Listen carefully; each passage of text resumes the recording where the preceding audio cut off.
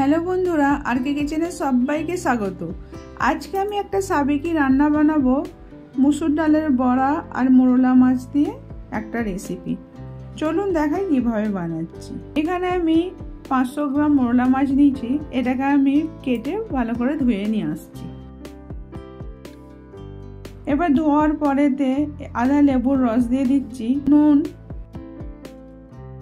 হলুদ গুঁড়ো দিয়ে এটা একটু মেখে 10 মিনিট রেখে দেবো।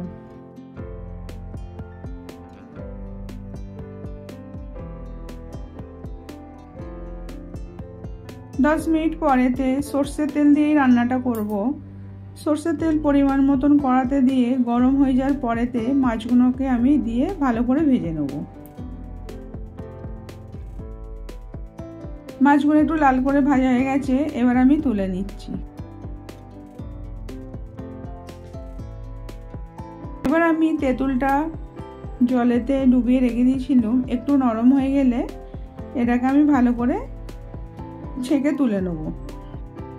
তারপর পরিমাণ মতন তেল দিলাম, দিয়ে দুটো শুকনো লঙ্কা, সর্ষে ফোড়ন দিয়ে একটু হলুদ দিয়ে দিলাম, দিয়ে তেঁতুল গোলা জলটা দিয়ে দিলাম।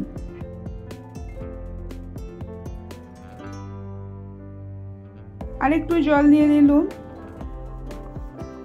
এটা একটা বড়ার মাছের টক বানাচ্ছি। সামান্য একটু লঙ্কা গুঁড়ো দিলাম, সামান্য একটু নুন, একটু ফুটে গেলে বড়িগুলো দিয়ে দিচ্ছি। এটা মুসুর ডালের বড়া। বড়াটা ফুটে যাওয়ার পর মাছ ভাজাগুলো দিয়ে দিচ্ছি, দিয়ে আরও আমি 2-3 মিনিট এটা ফুটিয়ে নেব। এটা সাবেকি রান্না, এইভাবে রান্না করে দেখবেন। ভালো লাগলে লাইক, কমেন্ট, শেয়ার করবেন। আবার অন্য কোনো রেসিপি নিয়ে আসবো।